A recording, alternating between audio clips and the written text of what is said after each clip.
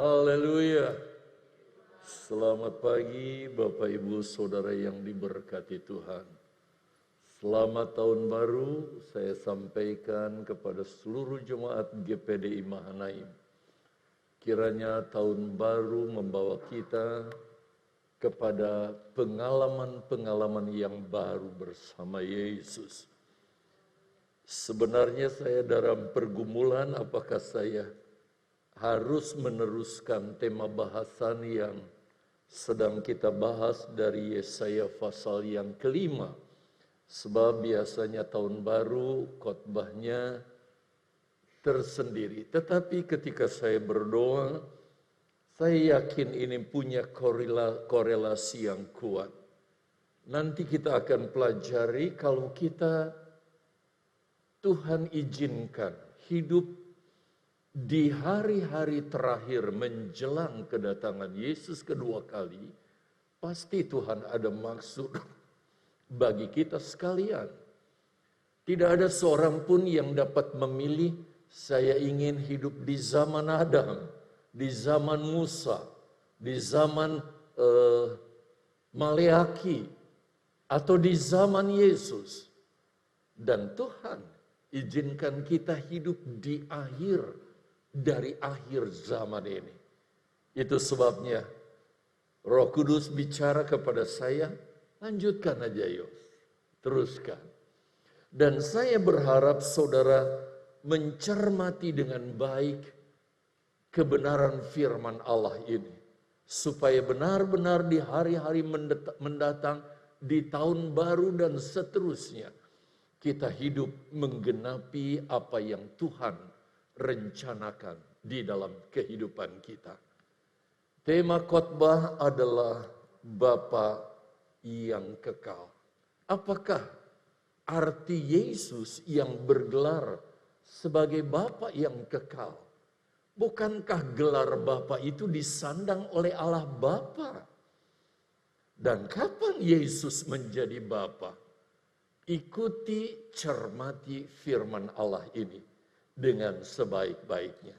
Mari saudara perhatikan kembali Yesaya pasal 9 ayat yang kelima.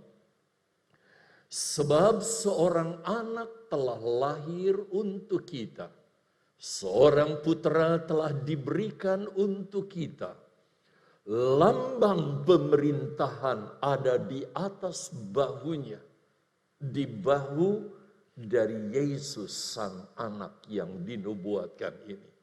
Dan namanya disebutkan orang, jabatannya, pelayanannya, antara lain penasihat, ajaib, Allah yang perkasa.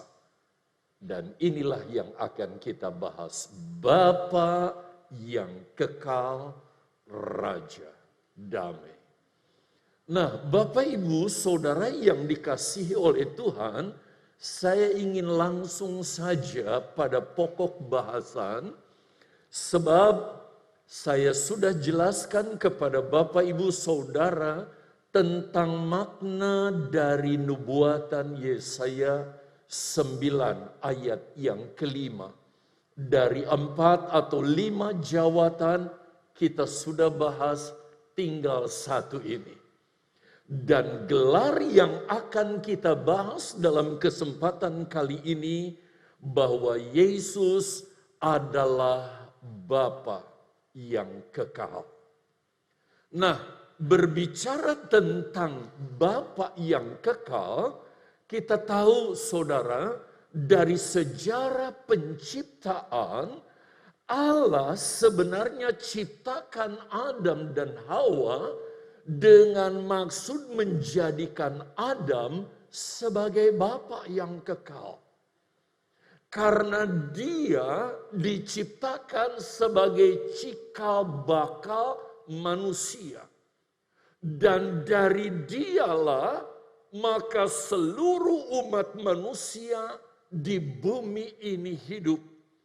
Dan Allah punya rencana manusia itu hidup terus di muka bumi, menjadi penguasa bumi, mengelola bumi sedemikian rupa tidak seperti yang kita lihat dan terjadi sekarang. Dibuatnya bumi tetap lestari, saudara. Dan tentu akan bertambah indah di dalam pengelolaan Bapa yang kekal, yang tidak lain direncanakan oleh Allah adalah Adam. Di mana manusia nanti akan terus bertambah begitu rupa, seperti yang Allah inginkan dan Allah rencanakan. Dan itu kita bisa lihat di dalam Kejadian pasal 1 ayat 26 sampai 28, dan saya tidak membaca lagi karena ini sudah kita bahas, karena saya akan kehilangan banyak waktu kalau kita kembali membaca ini. Jadi saudara bisa perhatikan itu terus. Nah, tetapi Bapak Ibu Saudara yang dikasihi Tuhan, kita semua sama tahu, sangat disayangkan Adam dengan pendampingnya Hawa ternyata gagal menggenapi rencana Allah yang begitu mulia ini. Karena Adam dan Hawa menyimpang dari rencana Allah semula. Sebab itu, ketika Allah melihat ulah manusia yang sudah gagal, yang sebenarnya direncanakan berdasarkan konsep Allah, tidak seperti itu. Allah kecewa, Allah menyesal menciptakan umat manusia. Hal ini saudara bisa lihat dalam Kejadian pasal yang ke-6 ayat 5 dan 6. Dari sorga Allah melihat tingkah ulah manusia. Apalagi sekarang di akhir zaman dengan kelakuannya yang kita tahu tentunya. Allah kecewa, Allah menyesal. Karena yang terjadi di luar konsep Allah, di luar rencana Allah. Sekali lagi kenapa? Karena kegagalan Adam yang didampingi oleh istrinya Hawa itu. Allah kecewa. Bapak, Ibu, Saudara yang dikasihi oleh Tuhan. Tetapi kalau kita baca dan pelajari gelar yang Yesus sandang setelah Yesus melakukan pelayanan penyelamatan di atas kayu salib bagi seluruh umat manusia. Kita lihat di dalam surat 1 Korintus pasal 15 ayat yang ke-45. Mari kita perhatikan ayat ini. Setelah Yesus mati di kayu salib untuk menyelamatkan umat manusia bagi tujuan dan rencana Allah semula, kita lihat gelar yang Yesus dapatkan setelah dia mengorbankan dirinya menjadi penyelamat bagi kita. Seperti ada tertulis, manusia pertama, siapa? Adam. Menjadi makhluk yang hidup. Nanti saya jelaskan. Tetapi Adam yang akhir. Siapakah yang dimaksud Adam yang akhir? Dialah yang nanti akan menggantikan kegagalan Adam di Taman Eden. Dan Adam yang terakhir itu tidak lain adalah Yesus.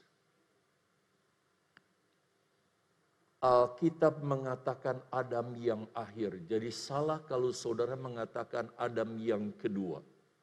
Sebab tidak sedikit hamba-hamba Tuhan dalam kutipannya Adam kedua ada.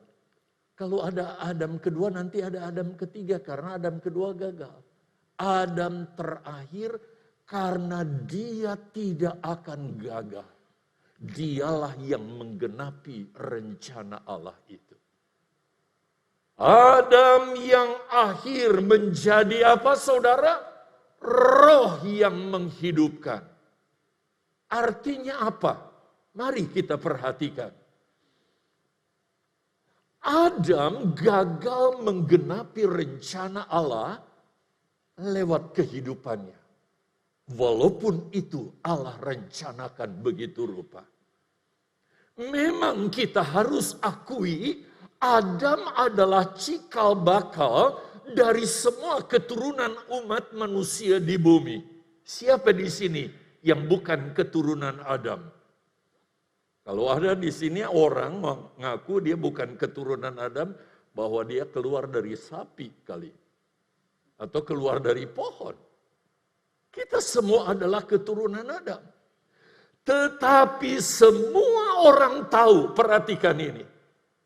Bahwa Adam telah gagal menjadi bapa yang kekal. Seharusnya dia menjadi bapa yang tidak akan pernah mati. Karena sekali lagi, konsep Allah menciptakan manusia, tidak akan ada kematian. Kematian itu terjadi akibat dosa. Sebab ayat firman Allah katakan upah dosa, maut. Jelas. Adam tidak menjadi bapa yang kekal. Tetapi oleh kelahiran, oleh kematian, oleh kebangkitan, dan oleh kenaikan Yesus ke sorga. Kita lihat, seharusnya yang kita juga harusnya mati dan binasa karena dosa, saudara, kita dapat hidup yang kekal. Dan kita ada di dalam rencana Allah, di dalam Bapa yang kekal, yaitu Yesus. Saudara pegang ini dulu, simpan ini dulu, nanti kita akan pelajari realisasinya seperti apa. Nah, perhatikan, setelah Yesus mengerjakan pelayanan yang mulia, yaitu menyelamatkan umat manusia dari maut, Yesus mendapat gelar sebagai Roh yang menghidupkan. Coba pilih kembali 1 Korintus pasal 14 ayat 45 tadi. Saudara perhatikan kembali ayat itu. Jelas bahwa Yesus menjadi Roh yang menghidupkan. Apa artinya? Perhatikan saudara. Karena dosa, roh seluruh umat manusia telah mati. Saudara jangan pikir Yosminandar langsung seperti ini. Ketika saya dilahirkan, papa mama saya sudah Kristen. Sudah jadi anak Tuhan. Sudah lahir baru. Ayah saya juga menjadi seorang pelayan yang diperbantukan. Saya pernah waktu masa kecil diajak bapak saya. Bapak saya berkhotbah, saya main-main di halaman, masih kanak-kanak, saudara. Saya lihat dia khotbah, dia melayani di ibadah rumah tangga. Dulu kita sebut sebagai week meeting. Tapi bagaimana dengan Yosminandar? Yosminandar makhluk yang hidup bergerak, tetapi rohnya mati dan tidak punya komunikasi dengan Allah. Mati rohnya. Dari umur 4 tahun kakak saya menuntun saya sekolah minggu. Tetapi saya baru mengalami kelahiran baru umur 16 tahun. Saat itulah roh Yosminandar itu dihidupkan. Kalau saya tetap tidak lahir baru, saya akan menjadi manusia yang binasa dan akan hidup di luar rencana Allah.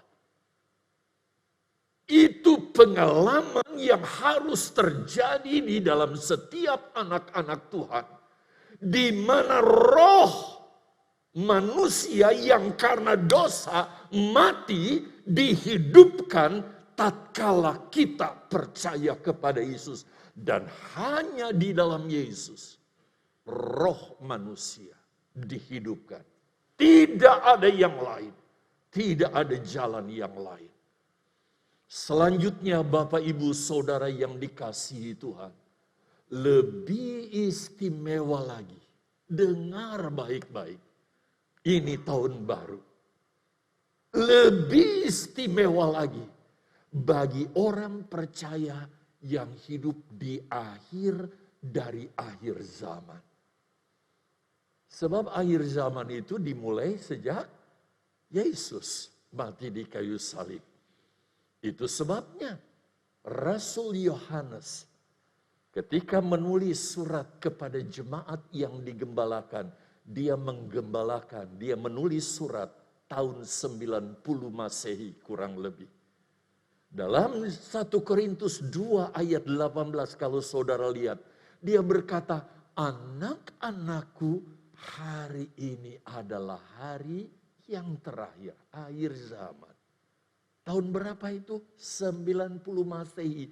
Kita di 2022 Masehi. Abad ke-21.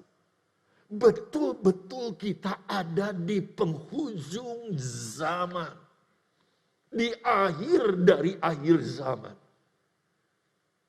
Kita bukan orang-orang yang sekedar diselamatkan masuk sorga karena percaya kepada Yesus. Dengar baik-baik jemaat.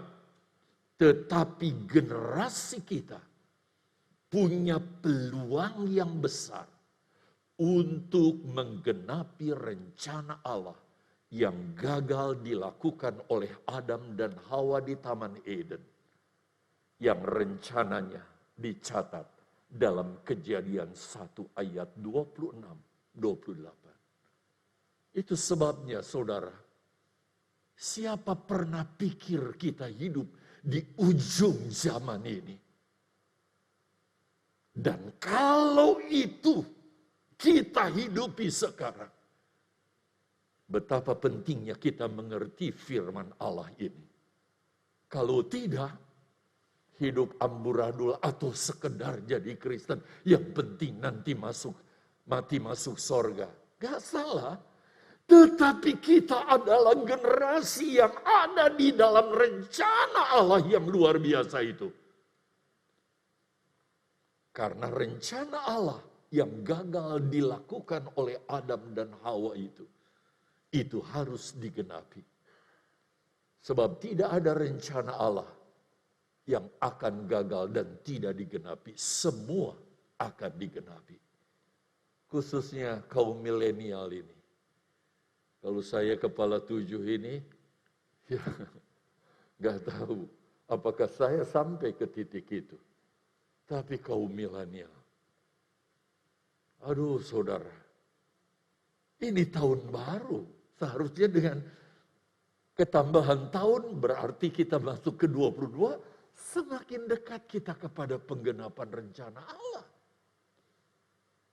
Kita harus sadar benar-benar kekristenan kita jangan cuma sekedar jadi orang Kristen.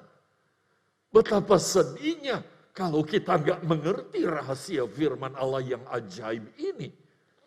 Itu sebabnya saya ingin tuntaskan supaya kita mengerti rencana Allah yang ajaib ini.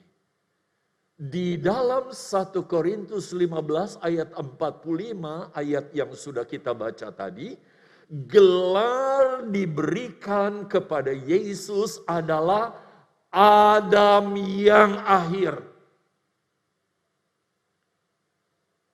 Adam yang akhir. Apakah gelar ini cuma sembarang dikasih? Kalau Adam yang pertama gagal, Adam yang akhir, dia akan mengakhiri semua yang direncanakan Allah dengan penggenapan di dalam dirinya. Dan saudara punya kesempatan, kita semua punya kesempatan untuk menggenapinya. Kalau Adam di Taman Eden, saudara, untuk menggenapi rencana Allah, Adam didampingi siapa? Hawa. Sebab nggak mungkin Adam sendiri bisa beranak pinak, berketurunan, bergenerasi. Kecuali amubah kan. Dia bisa bertambah berkembang biak dari dirinya sendiri. Kalau saudara pelajari ilmu biologi dulu kita di SMP, bukan SMP, SMA. Perhatikan di Taman Eden, Allah memandang tidak baik manusia seorang diri. Kita akan menciptakan seorang yang sepadan dengan dia. Diberikan Hawa. Namun saudara perhatikan, di akhir zaman Adam yang akhir akan didampingi siapa? Itu sebabnya gembala saudara dari dulu sudah ngomong istilah Hawa yang akhir itu. Yang akan menggenapi rencana Allah bersama dengan Adam yang akhir itu. Wow, satu hal yang dahsyat bukan? Nanti Adam yang akhir didampingi dengan mempelainya akan menggenapi rencana Allah yang gagal dilakukan Adam yang pertama itu. Saudara lihat konsepnya. Dan saudara benar-benar pelajari ini. Tanamkan itu di dalam hati saudara. Supaya benar-benar kita masuk ke dalam bagian itu. Jangan sampai kita yang ada di zamannya, tetapi kita tidak menggenapi. Kita jadi gereja yang ketinggalan. Tidak turut masuk dalam bagian mempelai Kristus yang nanti akan disingkirkan ke padang gurun pada waktu dunia dikuasai oleh penguasa dunia yang namanya antikris itu. Nah, sekarang selanjutnya perhatikan saudara. Sebagaimana yang telah saya sampaikan kepada saudara selama ini berulang-ulang. Jadi itu saudara disampaikan bukan tanpa konsep. Kalau saya dadakan menjelaskan kan bingung saudara. Jadi udah lama dijelaskan, dipersiapkan begitu rupa. Bahwa sebelum Yesus datang kedua kali nanti.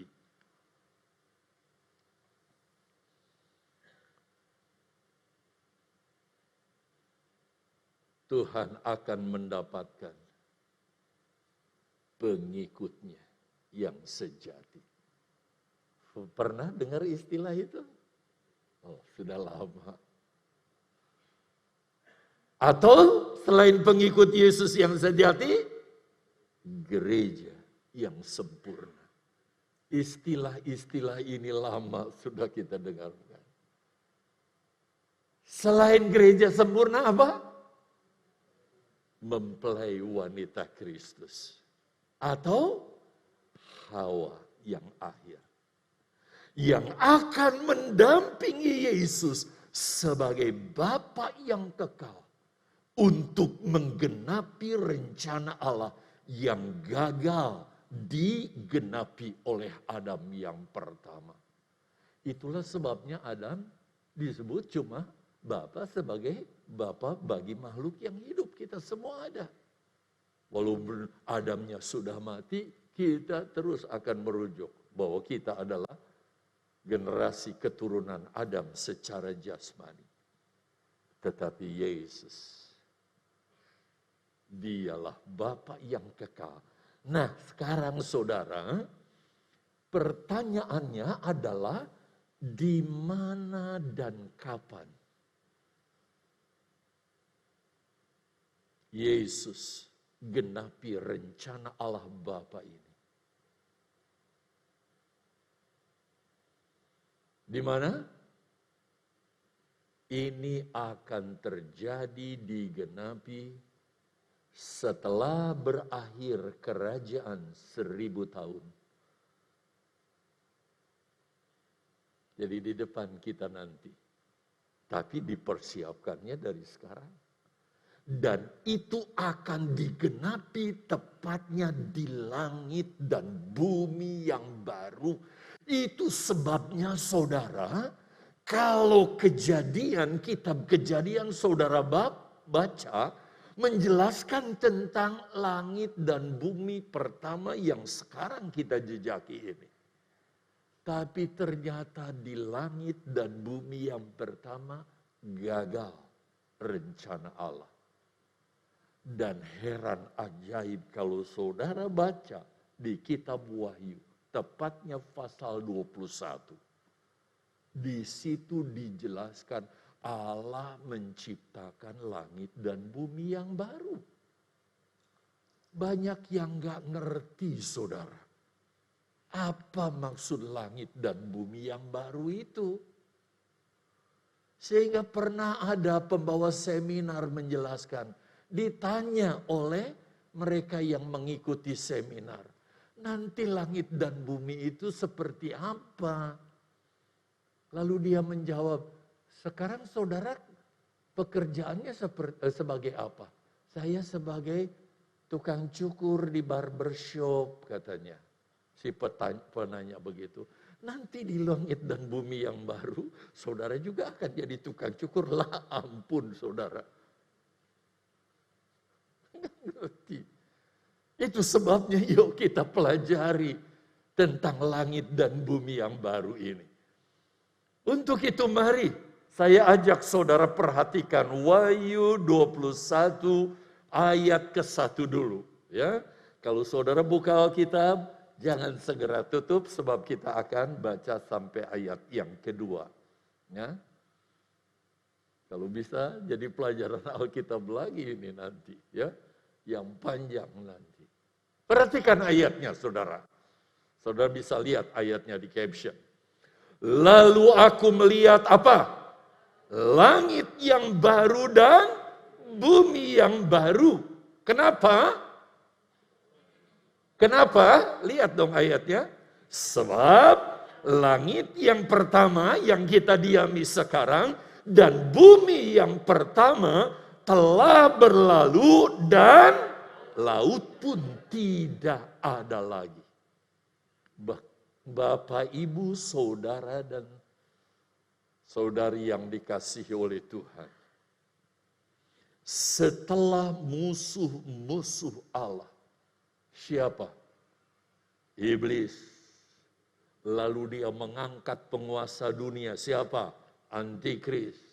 Dan nabi palsu. Serta semua orang berdosa yang tidak mau percaya kepada Yesus. Dicampakkan ke dalam neraka. Rasul Yohanes, dia melihat dalam penglihatannya.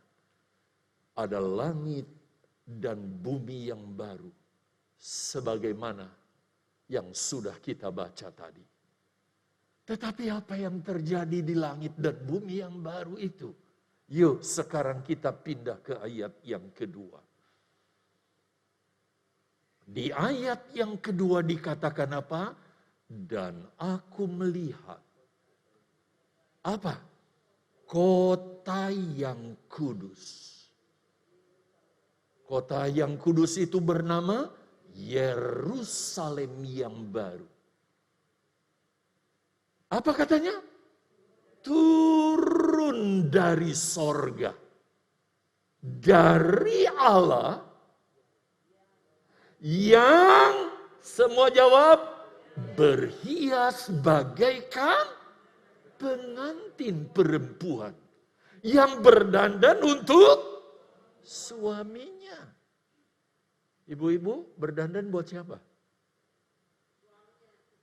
Betul Bu, tepat. Buat suami. Jangan di rumah. Buat suami pakai daster yang udah 2 bulan nggak dicuci. Kucel. Kalau mau ke pasar baru dandan. Ganti baju cakep. Datang ke tukang jengkol. Jengkolnya berapa? Cantik-cantik kepada Tuhan. Buat suami. Kalau dan buat si suami lah. Kasih yang tercantik. Kasih parfum yang wangi. Buat suami. Nah, siapa sih wanita yang berdandan ini? Yang namanya, yang adalah kota kudus, Yerusalem yang baru namanya. Siapa dia yang berdandan buat suami itu? Bapak, Ibu, Saudara yang kekasih di dalam Tuhan Yesus. Sekali lagi saya bertanya, siapa? Apa? Yerusalem yang baru. Kota yang kudus, berdandan buat suaminya. Jawabnya apa? Itu tidak lain adalah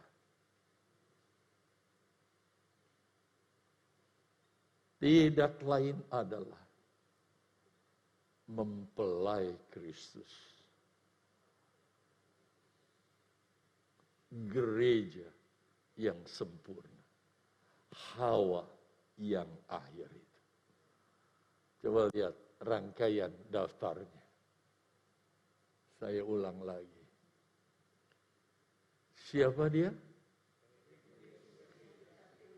Saya tanya, kalau ada orang Kristen yang nggak jadi pengikut Yesus yang sejati, dia masuk dalam kota kudus, bilangan kota kudus Yerusalem yang digambarkan sebagai mempelai wanita yang sudah siap berdandan untuk menyongsong suaminya.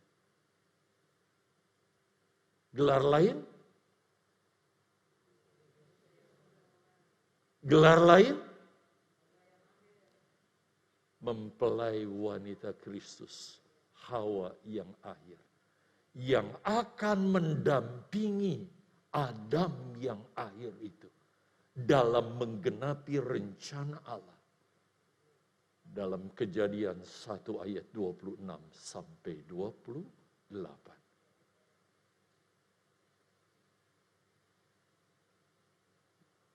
Saya katakan tadi, bukan kebetulan kita ada di akhir, dari akhir zaman.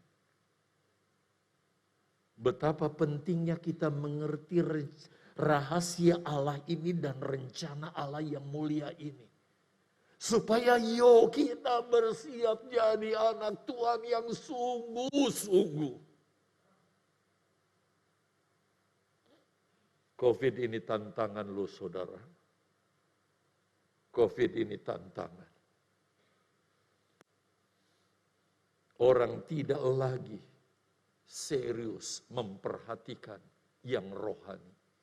Dan lebih cenderung memperhatikan yang jasmani.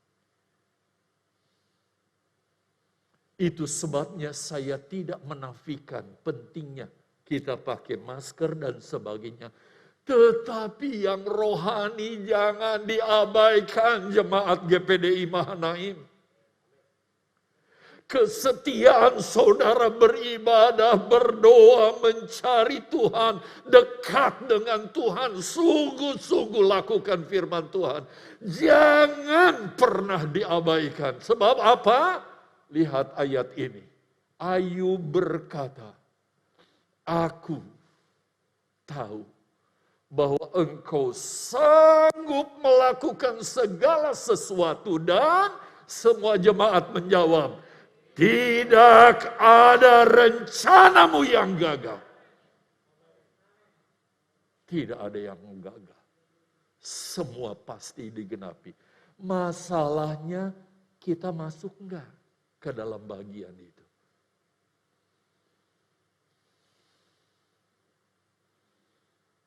Selama ini kita menyanyikan, oh Yerusalem, kota mulia, hatiku rindu ke sana. Pengertian kita, Nanti saya masuk ke Yerusalem baru, yaitu kota. Sebenarnya yang dimaksud masuk dalam Yerusalem baru, kita jadi bagian gereja yang sempurna. Ditandai nanti. Ya, saya harus teruskan ya. Kita lihat ini. Rencana Allah di Taman Eden, saudara perhatikan. Menempatkan siapa? Ini dia. Adam dan Hawa. Tapi saya gagal. Jatuh dalam dosa. Bukan? Sehingga saudara, rencana Allah harus digenapi. Dan Allah menggenapi begitu rupa. Allah menciptakan waktu, tujuannya tidak lain saudara, untuk membinasakan si pengganggu, si penggoda, yaitu iblis yang dicampakkan dari sorga ke bumi, yang tidak lain Lucifer itu. Dia bolos itu. Iblis yang terus mengganggu. Allah harus menciptakan waktu. Dan demi penyelamatan, saudara lihat, Allah mengutus anaknya Yesus. Bayangkan, dia mengorbankan.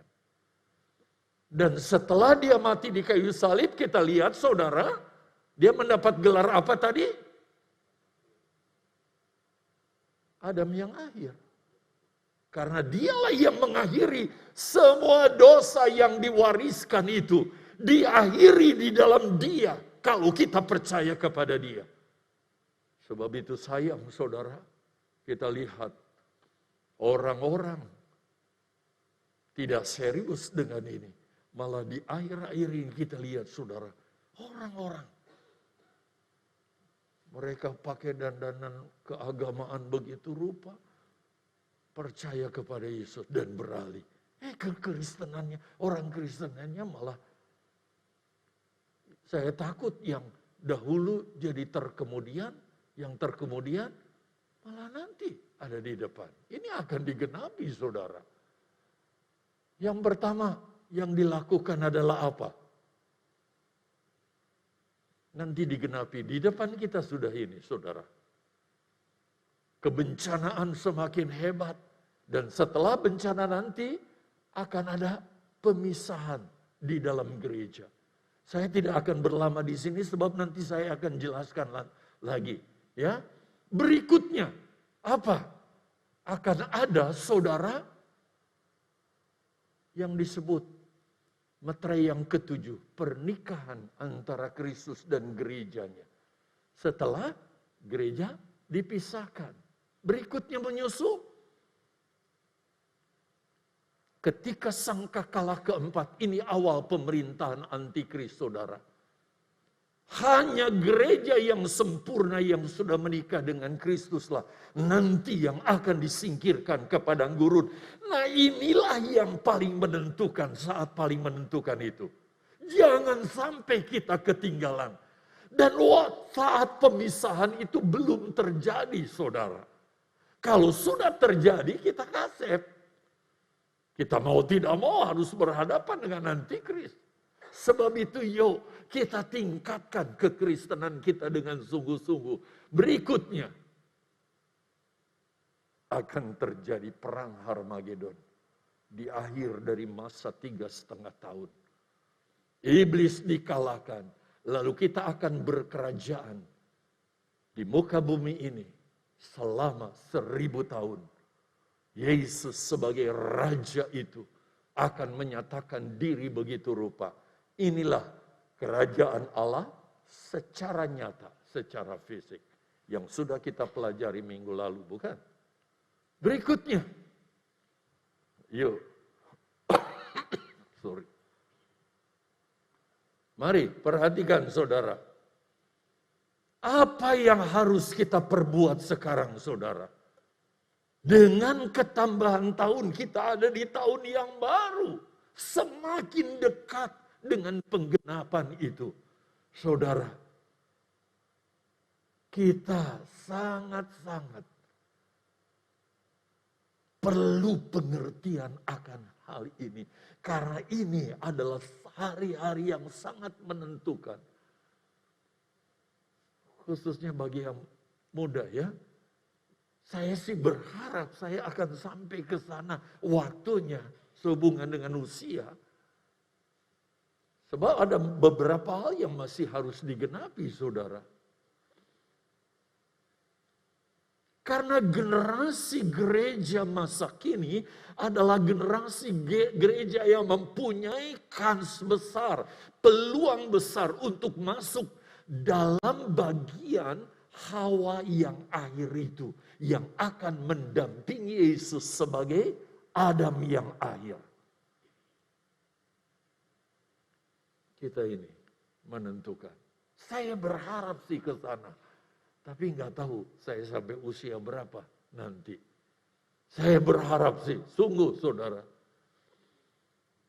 Sebab istimewa kan kalau kita masuk dari bagian gereja yang sempurna, Hawa yang terakhir.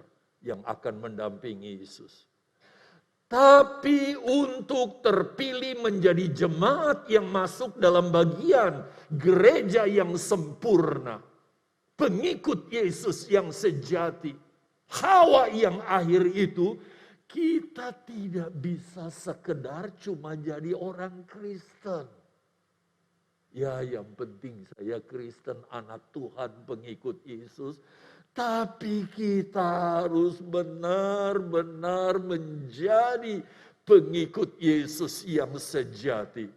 Harus menjadi gereja yang sempurna. Kesempurnaan itu bukan sesuatu yang mustahil, bukan sesuatu yang gak mungkin. Pasti itu akan digenapi, saudara. Mempelai wanita Kristus dan Hawa yang akhir itu. Kita harus masuk ke sana, saudara. Itu sebabnya firman Allah secara tegas mengatakan, yuk kita lihat. 1 Korintus pasal yang ke-11 ayat 19 mengatakan. Kita baca bersama-sama supaya benar-benar kita menjiwai. Jangan ada yang bungkam. 2, 3. Sebab di antara kamu harus ada perpecahan. Supaya nyata nanti siapakah di antara kamu yang... Dengar saudara. Sebab di antara kamu. Jadi kalau di tangan saudara ada Alkitab itu lebih baik. Sebab saya akan lewati ayat ini dan saya akan jelaskan dengan tulisan yang lain. Ayatnya nggak kelihatan lagi. Jadi ayat itu harus saudara lihat di tangan saudara. Perhatikan. Dengan tegas Rasul Paulus mengingatkan kita. Bahwa satu saat akan ada perpecahan. Kata perpecahan ini seringkali konotasinya negatif kan? Lebih tepat digunakan pemisahan di mana? Di antara kamu, di antara jemaat. Sebelum terjadi perpecahan di dunia ini, pemisahan antara pengikut Yesus dan bukan pengikut Yesus, itu akan dimulai di antara jemaat. Tuhan memisahkan mana jemaat yang berkualitas, mana jemaat yang tidak berkualitas. Sebab kata kualitas itu memang nggak ditulis di ayat itu, dipakai tahan uji. Jemaat yang benar-benar tahan ujian, godaan ketika diperhadapkan dengan permasalahan apapun, termasuk dosa. Saudara, dosa tidak selamanya bentuknya sesuatu yang menakutkan. Bahkan menarik, menggiurkan. Mendatangkan cuan yang banyak. Tapi dosa. Maka saudara tahan uji untuk menolak dosa itu. Tuhan akan pisahkan. Saya berharap jemaat Mahanaim adalah jemaat yang benar-benar berkualitas di hadapan Tuhan. Sekali lagi saudara, berkualitas di sini di hadapan saudara bukan berarti jemaat itu harus kaya raya, hebat, pintar, jenius. Tetapi jemaat yang berkualitas adalah jemaat yang Kristianos, yang serupa dengan Yesus. Jadi kalau gembala sudah khotbahkan itu saudara, bukan tanpa maksud, tanpa tujuan. Tetapi mengajak kita, yuk kita jadi jemaat yang benar-benar dengan tahun yang baru ini pengiringan kita berbeda dengan tahun yang lalu. Kesetiaan kita berbeda, kesungguhan kita berbeda, korban kita berbeda, pelayanan kita berbeda. Semuanya terus diperbaharui. Kualitas terus meningkat, semakin meningkat. Ini yang Tuhan mau di dalam diri kita. Saya ulangi lagi apa yang saya sudah. Ini baru minimal saudara yang saya tampilkan. Yuk kita lihat 2 Petrus mengakhiri bagian ini. Pasal yang pertama ayat yang ke-5 sampai 8. Apa firman Allah katakan? Justru karena itu. Karena kita masuk tahun yang baru. Kamu harus semua jawab. Bukan main-main lagi pengiringan saudara. Sungguh-sungguh apa? Berusaha. Jadi menuntut kesungguhan saudara. Keselamatan kita terima dengan gratis, cuma-cuma. Tetapi peningkatan kualitas saudara itu menuntut kesungguhan saudara dalam pengiringan. Jangan puas saya sudah percaya kepada Yesus. Tapi tambahkan kepada percaya saudara, iman saudara, apa katanya? Kebajikan. Sesudah kebajikan, kelihatan dalam hidup saudara. Kelihatan nggak kebajikan saudara? Berbuat bajik, berbuat yang baik, berbuat yang Tuhan inginkan, berbuat apa yang Tuhan mau. Ditambah pengetahuan. Jadi kalau gembala khotbah kayak begini, ada gembala, khotbah berkat dong.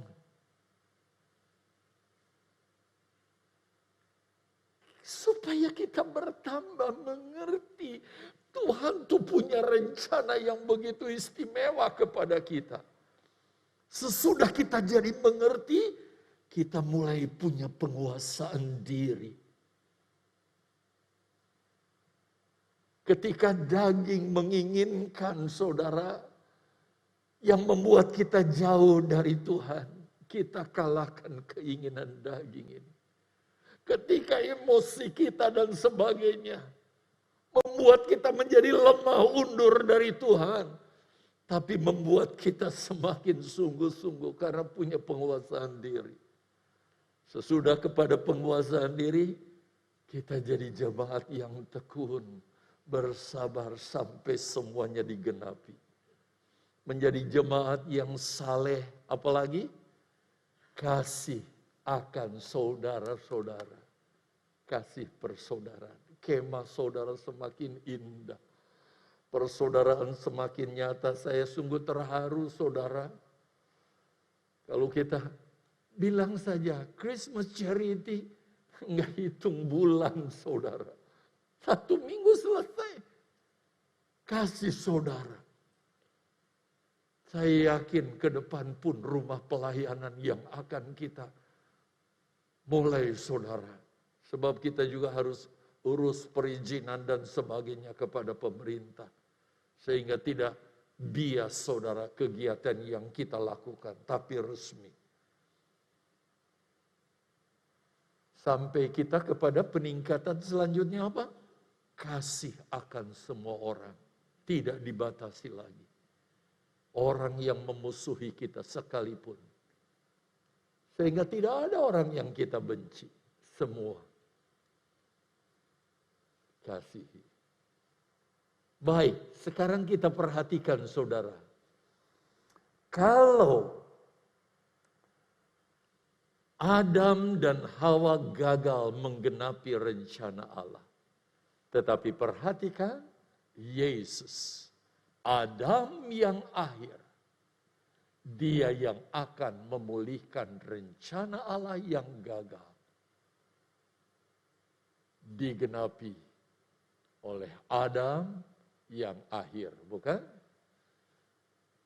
Itu gagal dilakukan oleh Adam tetapi digenapi oleh Adam yang akhir. Jadi walaupun nanti ketika penciptaan langit dan bumi yang baru ini sudah tidak ada, tapi saya petakan supaya saudara melihat perbandingannya. Yuk, kita lihat saudara. Di Taman Eden, Adam dan Hawa gagal menggenapi rencana Allah. Tentu Allah kecewa dalam hal ini, tetapi kita lihat Allah bukanlah Allah yang berputus asa. Dia rela kirimkan anaknya. Lahirlah gereja, generasi demi generasi gereja. Saudara, silih berganti sampai kita lihat gereja di akhir zaman yang akan menggenapi meterai yang ke-6. Lalu ketika pemisahan terjadi, dia akan masuk gereja yang dipisahkan. Lalu meterai yang ke-7 menggenapi firman Allah. Pernikahan yang rohani ya saudara ya. Hal ini. Jadi ini bukan pernikahan fisik seperti bayangan apalagi. Sampai konsepnya seperti yang kita dengar mungkin dari tetangga kita. Berikutnya saudara, gereja akan disingkirkan ke padang gurun. Inilah kalau kita masuk gereja yang sempurna. Saudara, kita belum sampai di meterai yang ke-6. Saya sudah katakan saudara, kira-kira kita di penggenapan meterai ke-5. Tapi tanda-tanda meterai ke-6. Kita lihat kebencanaan semakin hebat. Kota di mana saya melayani di Malang, alami bencana lagi, angin ribut yang begitu hebat di daerah Singosari dan sebagainya, saudara ya. Nanti akan semakin digenapi. Kita disingkirkan ke padang gurun, lalu pada waktu perang Harmagedon, saudara, kita lihat semua musuh-musuh Allah dikalahkan. Dan setelah langit dan bumi dilenyapkan, Allah akan membangun langit dan bumi yang baru. Saya gambar berbeda tentunya saudara, karena ini lenyap, langit yang baru, lautan tidak ada lagi katanya dikatakan di sana. Maka kita lihat, oh udah turun, tarik lagi dong bisa enggak? Nah, tarik lagi, nah, turunlah katanya. Siapa yang turun di sini? Dialah gereja sempurna. Jadi mana Yesusnya? Dia adalah Allah yang kekal, dia sudah ada. Tetapi dia tentu tidak akan biarkan istrinya sendiri. Dia akan mendampingi di langit dan bumi yang baru inilah. Rencana yang gagal dilakukan oleh Adam akan digenapi oleh Yesus. Adam yang akhir. Keturunan ilahi akan dilahirkan seperti saudara baca di dalam Wahyu pasal yang ke-12. Anak laki-laki. Dan itu bukan kelahiran jasmani semata. Sebab pernikahan itu adalah pernikahan ilahi. Jadi jangan kita berpikir bahwa Yesus nanti menikah secara jasmani dengan gerejanya. Sama sekali tidak. Tentang jumlah, udah nggak ada. Tentang jumlah dari gereja yang sempurna kita tidak tahu.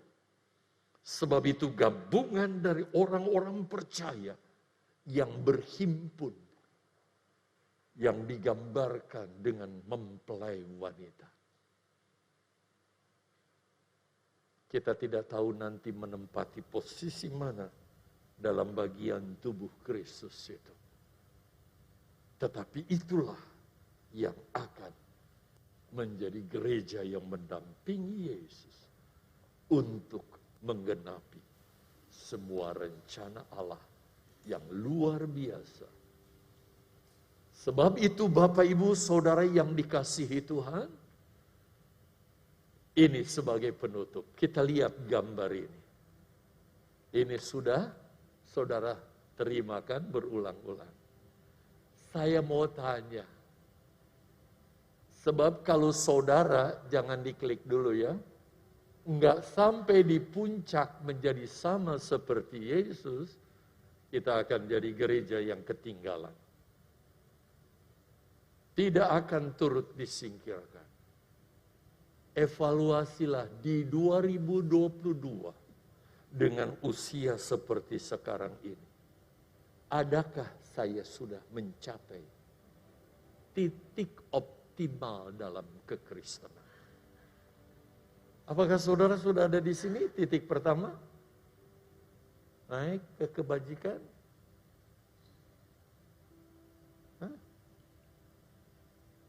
Tunjukkan, saksikan Tuhan minta buktinya. Kebajikan dengan saudara seiman diperlihatkan enggak? Evaluasi yuk, tahun baru nih bro, sis. Evaluasi aja diri kita dengan lihat gambar ini. Bagaimana ketika saudara di gereja, gembala menyampaikan pelajaran-pelajaran Alkitab, saudara antusias? Atau, aduh, wasenis, cari gereja yang khotbahin berkat aja dah. Adakah saudara jadi pengikut Yesus yang punya penguasaan diri? Yuk kita belajar. Kita belajar.